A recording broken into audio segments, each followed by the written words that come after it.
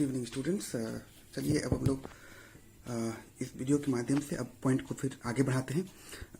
तो जैसा कि पिछला पॉइंट आपने लिखा था उसका अंग्रेजी रूपांतरण बचा हुआ था, मैं उसको कर देता हूँ, आपसे नोट डाउन करते चलिए। N ideal school administration and organization is that which provides equal opportunity of learning to all the students without any discrimination. Without any discrimination. It takes care about the abilities and discomfort of the students. So we see that such kind of administration actually provide a basis, a fundamental basis to construct an ideal curriculum. While constructing the curriculum, all such elements are being included inside the curriculum as well, so that equal opportunity of learning can be given to all the students without any discrimination. Every student, whatever be their individual differences, whatever be their differences in efficiencies, all can get opportunity to learn with the help of the contents of the curriculum. Such kind of efforts are being made, and the essential subject matter, educational activities, educational programs are being included inside the curriculum. When this is being done effectively, then we see that at last ideal curriculum is being framed. So we can understand that the ideal school administration and organization actually play major role in providing fundamental basis to select the essential items for the curriculum to make it effective for all the students. इतना करके full stop करिए, ठीक है। तो इस point को हम लोग यहाँ पर ये किए। अब आगे बढ़ते हैं फिर से हम लोग, पहले हिंदी में करेंगे। एक आदर्श विद्यालय प्रशासन एवं संगठन वास्तव में वह है जो सभी छात्रों की ऐसे लिखिए, एक आदर्श विद्यालय प्रशासन एवं संगठन वास्तव में वह है जो छात्रों की समस्याओं को महत्व प्रदान करती हैं और योजनाबद्ध तरीके से उसके निराकरण के लिए कार्य करती हैं। छात्रों को अनुशासित बनाने के लिए व्यापक स्वतंत्रता प्रदान करती हैं उन्हें, और स्वतंत्रता प्रदान करती हैं ताकि छात्र स्वयं को अनुशासित रखने के लिए भी अपनी सहभागिता सुनिश्चित कर सके।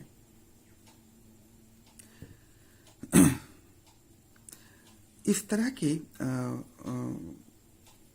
तरह की विशिष्टताओं से प्रेरित होकर ही, या इस तरह की विशिष्टताएं ही पाठ्यक्रम निर्माण के समय भी आधारशिला का काम करती हैं, क्योंकि पाठ्यक्रम निर्माण के समय भी विषय वस्तुओं, शैक्षिक गतिविधियों, क्रियाओं के चयन के समय यह विशेष रूप से ध्यान में रखी जाती है कि मूलतः उन विषय वस्तुओं, शैक्षिक गतिविधियों इत्यादि को पाठ्यक्रम में स्थान दिया जाए जिसकी सहायता से छात्र अनुशासित बन सकें, छात्र में अनुशासन के प्रति सकारात्मक भाव विकसित हो सके और वे स्वयं अपनी सहभागिता सुनिश्चित कर सकें, ताकि आदर्श अनुशासन की स्थापना विद्यालय में की जा सके और जीवन में भी वे इसके महत्व को समझ सकें। तो इससे संबंधित सभी प्रकार के विषय वस्तुओं का समावेश पाठ्यक्रम में अनिवार्य रूप से किया जाता है, जिससे पाठ्यक्रम का विकास प्रभावी ढंग से हो पाता है। तो हम ये समझ सकते हैं कि किस प्रकार एक आदर्श विद्यालय प्रशासन एवं संगठन एक आदर्श पाठ्यक्रम के निर्माण में भी सहायक है। चलिए, अब आप फिर से इसका अंग्रेजी रूपांतरण भी कर लीजिए, बता देता हूं मैं। an ideal school administration and organization is that which provides significant importance to develop the character of discipline within the students. To develop such characters within the students, it provides required freedom to the students as well. It tries to make the students, it tries to motivate the students to participate freely, so that students can play positive roles in establishing good discipline inside the campus. So we understand that such kinds of characteristics actually play a significant role at the time of curriculum construction as well. All the related elements, educational activities, subject matter are being included so that students can also realize the importance of discipline in their life and can play a significant role as well to maintain discipline inside the school campus. So we can understand that when the elements are being included inside the curriculum, with the help of which the character of discipline can be developed ideally within the students, then it is being considered that the curriculum is being framed very perfectly, because it promotes the students to realize the importance of discipline in their life. So we can understand how the ideal school administration and organization can play significant role in providing important basis to select essential items for constructing the curriculum effectively. चलिए, इस point को हम लोगों ने कर लिया already. आगे बढ़ते हैं हम लोग। अगला पॉइंट नोट डाउन कीजिए। एक आदर्श विद्यालय प्रशासन एवं संगठन की यह पहचान है कि वे अपने विद्यालय प्रांगण में उन गतिविधियों को महत्व प्रदान करते हैं, ऐसे वातावरण को महत्व प्रदान करते हैं जिसमें छात्र एक दूसरे को सम्मान दे सकें। छात्र विभिन्न जाति, धर्म, संप्रदाय के मित्रों के साथ, के बालकों के साथ व्यापक ढंग से प्रतिक्रिया कर सकें और एक दूसरे को सहानुभूति पूर्ण रवैये के साथ अपना सकें और एक दूसरे की सहायता कर सकें। जब इस तरह के वातावरण के निर्माण के लिए विद्यालय प्रशासन एवं संगठन दृढ़ संकल्पित नजर आती है, तो इसके व्यापक परिणाम, इसके बड़े ही कल्याणकारी परिणाम प्राप्त होते हैं। इन विशिष्टताओं से प्रभावित होकर पाठ्यक्रम निर्माण के समय भी इनसे संबंधित विषय वस्तुओं, शैक्षिक गतिविधियों, शैक्षिक क्रियाओं इत्यादि को पाठ्यक्रम में स्थान दिया जाता है, ताकि छात्र विभिन्न धर्मों, जाति, संप्रदाय इत्यादि के विषय में जान सकें, उनके सांस्कृतिक मूल्यों को समझ सकें और अलग अलग संप्रदाय, जाति, धर्म इत्यादि के पारंपरिक मूल्यों, संस्कृति इत्यादि के महत्व का विश्लेषण कर सकें और इनके प्रति सकारात्मक भाव अपने भीतर विकसित कर सकें। जब इस तरह के विषय वस्तु पाठ्यक्रम में समाहित किए जाते हैं तो निश्चित रूप से आदर्श पाठ्यक्रम का निर्माण संभव हो पाता है। इस प्रकार हम यह कह सकते हैं कि आदर्श विद्यालय प्रशासन एवं संगठन निश्चित रूप से वह आधारशिला प्रदान करती हैं जिसके कारण आवश्यक विषय वस्तुओं का चयन पाठ्यक्रम के अंदर हो पाता है।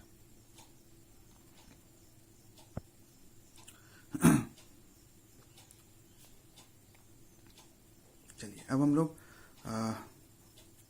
इसका अंग्रेजी रूपांतरण भी कर लीजिए।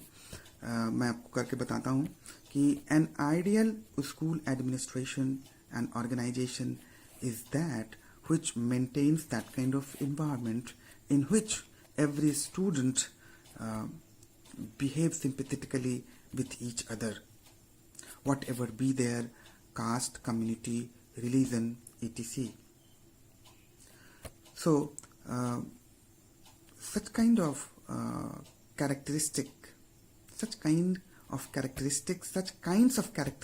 actually provide fundamental basis to select all those elements inside the curriculum with the help of which students can realize the importance of different culture traditions that are found in our country.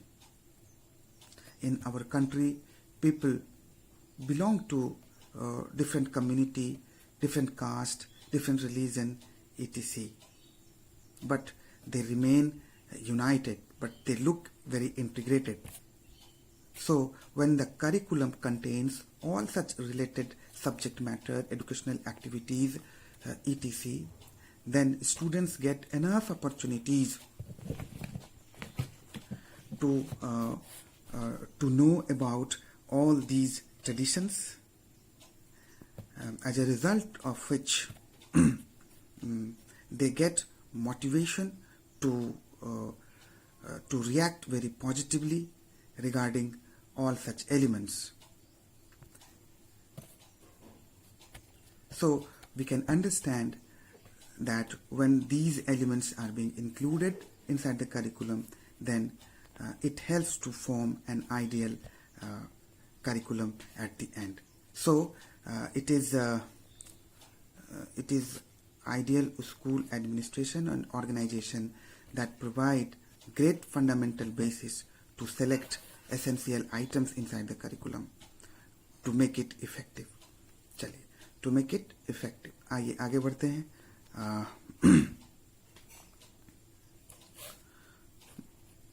पहले हिंदी में लिख लीजिए। एक आदर्श विद्यालय प्रशासन एवं संगठन वास्तव में वह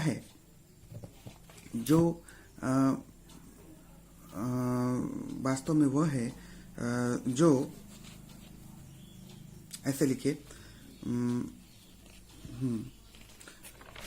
उसको चेंज करेंगे, ऐसे लिखिए। एक आदर्श विद्यालय प्रशासन एवं संगठन वास्तव में वह है जो छात्रों के भीतर सभी प्रकार की क्षमताओं को विकसित करती है और उन्हें समूह में कार्य करने के लिए तैयार करती है, उन्हें उनके अंदर सामाजिक गुणों का विकास करती हैं और सामाजिक गतिविधियों में भाग लेने का व्यापक अवसर प्रदान करती हैं।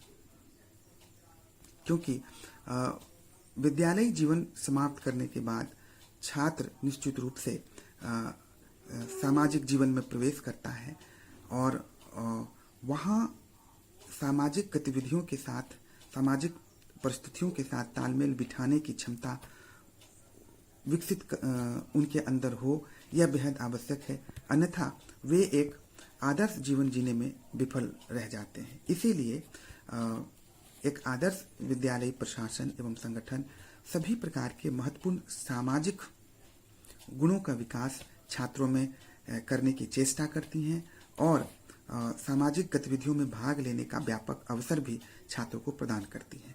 इस तरह की विशिष्टताओं से प्रभावित होकर विशिष्टताओं से प्रभावित होकर पाठ्यक्रम निर्माण के समय भी इस तरह के प्रकरण को महत्व प्रदान की जाती हैं, और कैसे छात्र में सभी आवश्यक सामाजिक गुण विकसित होंगे, कैसे छात्र अपने समूह में व्यापक ढंग से क्रिया कर सकेगा और अलग अलग सामाजिक परिस्थितियों के बीच तालमेल बिठाकर अपने जीवन को आगे बढ़ा सकेगा। इन सभी सामाजिक कुशलताओं को विकसित करने के लिए पाठ्यक्रम के अंदर आवश्यक जो विषय वस्तु हैं, शैक्षिक गतिविधियां हैं, उन्हें व्यापक स्थान दिया जाता है, जिससे कि एक आदर्श पाठ्यक्रम का निर्माण हो पाता है। तो इस प्रकार से हम समझ सकते हैं कि जो आदर्श विद्यालय प्रशासन एवं संगठन हैं, वे निश्चित रूप से एक आधारशिला का कार्य करती हैं, जिसके कारण आवश्यक विषय वस्तुओं का चयन पाठ्यक्रम के अंदर सुनिश्चित हो पाता है और अंततः इसी के परिणाम स्वरूप एक आदर्श पाठ्यक्रम का निर्माण भी संभव हो पाता है। अंग्रेजी में भी आप इसको समझ लीजिए कि an ideal school administration and organisation is that which provides all kinds of opportunity to the students so that they can learn the skills to work in group. They can learn how they can adjust in their society, how they can adjust with different social conditions. So it facilitates the students to learn all kinds of social skills. This kind of characteristic actually provide fundamental basis to develop effective curriculum as well. Because while developing the curriculum, all those elements, subject matter, educational activities are being included with the help of which students can learn about their society and different social conditions, etc. With the help of elements of the curriculum, all kinds of social skills are being developed as well. So we can understand that that an ideal school administration and organization actually provide great motivation or great motivation to select essential elements inside the curriculum to make it more effective. चलिए अब अगला point को discuss करते हैं हम लोग, जो note down कीजिए हिंदी में। एक आदर्श विद्यालय प्रशासन एवं संगठन वह है जो वास्तव में लचीली प्रकृति वाली नियमावलियों को महत्व प्रदान करती हैं, जिसके कारण छात्र की बदलती आवश्यकताओं, रुचि रुझानों इत्यादि को प्रभावकारी तरीके से पूरा किया जा सके। लचीली नियमावली के कारण ही आवश्यक गतिविधियों का समावेश विद्यालय प्रांगण में संभव हो पाता है, जिसके कारण सुनिश्चित किए गए लक्ष्य की प्राप्ति विद्यालय प्रशासन एवं संगठन द्वारा संभव हो पाते हैं। इस तरह की विशेषता निश्चित रूप से पाठ्यक्रम निर्माण की प्रक्रिया को भी प्रभावित करती है और पाठ्यक्रम को भी लचीले स्वभाव को बनाने की प्रेरणा प्रदान करती है। यही कारण है कि पाठ्यक्रम का विश्लेषण भी अनिवार्य रूप से किया जाता है, इसका मूल्यांकन अनिवार्य रूप से किया जाता है, ताकि उन विषय वस्तुओं की पहचान की जा सके जो छात्र के विकास के लिए आवश्यक हैं, अधिगम के लिए आवश्यक हैं, और ऐसे विषय वस्तुओं, क्रियाओं, शैक्षिक गतिविधियों को पाठ्यक्रम से हटा दिया जाए जिसकी अब वर्तमान समय में कोई विशेष उपयोगिता नहीं रह जाती है। तो इस प्रकार से ये लचीली प्रकृति के कारण ही यह संभव हो पाता है और पाठ्यक्रम को इस तरह से विकसित करने से पाठ्यक्रम की प्रभावशीलता और भी अधिक बढ़ जाती है। तो निश्चित रूप से एक आदर्श विद्यालय प्रशासन एवं संगठन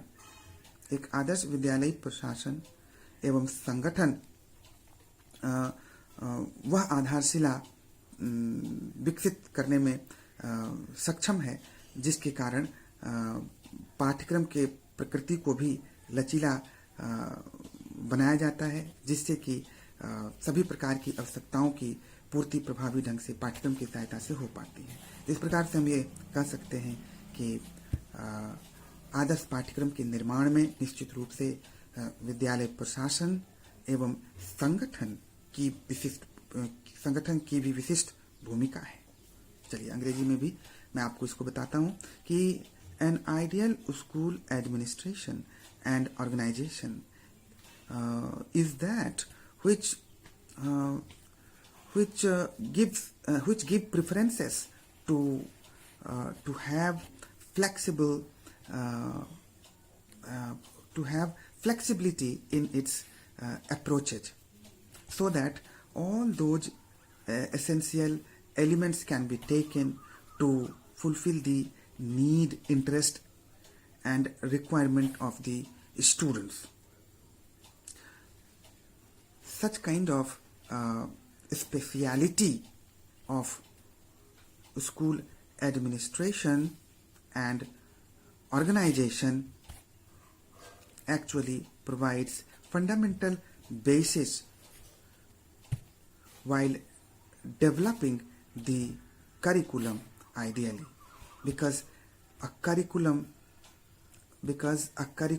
will be more effective when it will be of flexible nature. Full stop. A flexible curriculum can add all the essential things which will fulfill the ultimate requirement of the students, teachers, and the society, etc.